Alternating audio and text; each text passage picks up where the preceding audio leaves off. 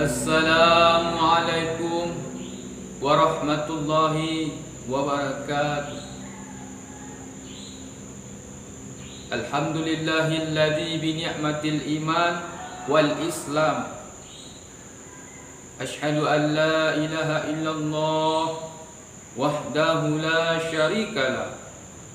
Wa asyhadu anna Muhammadan abduhu wa rasuluh alladzi la nabiyya ba'dah.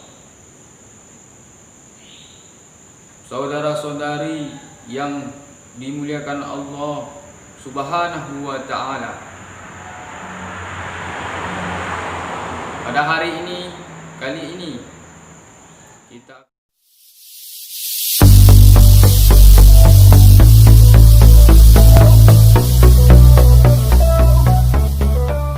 akan berbicara mengenai anak muda, atau bahasa kerennya yaitu milenial. Saudara-saudari yang dimuliakan Allah Subhanahu wa ta'ala, apa peran anak muda untuk ibadah di zaman modern ini? Saudara-saudari yang dimuliakan Allah Subhanahu wa ta'ala, kalau berbicara mengenai anak muda, tentu yang terbayang di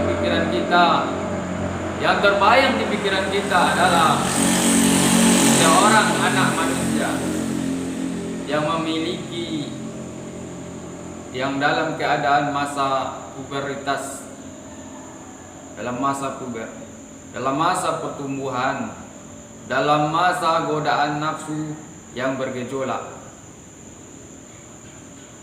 Jadi di sini kami menyampaikan, anak muda yang memiliki nafsu yang bergejolak harus dilandasi, harus dibekali dengan iman yang kokoh. Karena yang akan dapat naungan nanti, yang dapat lindungan Allah nanti di yaumil mahsyar, di padang mahsyar, bukan orang tua, tapi Nabi katakan, sab'atun yuzilluhumullah, ada 7 golongan yang akan mendapatkan naungan Allah. Yauma la zilla illa zillu, pada hari itu tidak ada naungan kecuali naungan Allah. Satu di antaranya yaitu wasabun nasa'a bi ibadatillah, anak muda yang tumbuh dewasa dalam ketaatan beribadah kepada Allah Subhanahu wa ta'ala. Mengapa harus anak muda yang dapat? Karena di zaman sekarang, zaman yang canggih ini, yang penuh godaan, yang penuh berbagai alat teknologi yang dapat merusak, tapi ada anak-anak muda yang memikirkan belajar agama, memikirkan ibadahnya. Jangan tunggu tua kalau untuk beribadah. Gunakanlah, kata Nabi, gunakanlah masa mudamu sebelum datang tuamu.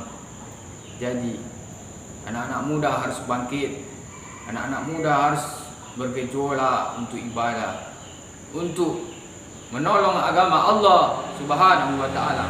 Saudara-saudari yang memuliakan Allah Subhanahu wa ta'ala, anak muda yang mana yang mendapat naungan ini? Anak muda yang senantiasa berbakti kepada kedua orang tuanya. Lalu bagaimana dengan anak muda yang tidak berbakti kepada orang tuanya? Nabi katakan, kata Nabi, rahima amku, dia celaka, anak muda itu celaka. Summa rahima amku, lalu Nabi ulangi, dia celaka anak muda itu. Summa rahima amfu, dia celaka. 3 kali Nabi mengulanginya. Lalu sahabat mendengar, apa kata sahabat? Qila man ya Rasulullah, siapa yang celaka ya Rasulullah? Kata Nabi, man adaraka abawaihi indal kibari ahadahuma aw kilahuma falam yudkhilil jannah. Siapa saja anak muda, siapa saja orang yang bersama kedua orang tuanya masih hidup, tapi dia tidak berbakti, kata Nabi, walam yadkhulul jannah, maka dia tak akan masuk surga. Lalu bagaimana yang tidak ada? Tidak ada lagi orang tuanya, maka doakanlah, karena ridho Allah terletak pada ridho orang tua. Jadi kita anak muda harus memiliki bekal agama dalam diri kita. Kalau tidak, maka betapa banyak godaan wanita di zaman sekarang, betapa banyak anak muda yang telah terjerumus kepada perbuatan seksual, perbuatan zina, maksiat. Maka kita anak muda, bekallah diri kita dengan agama.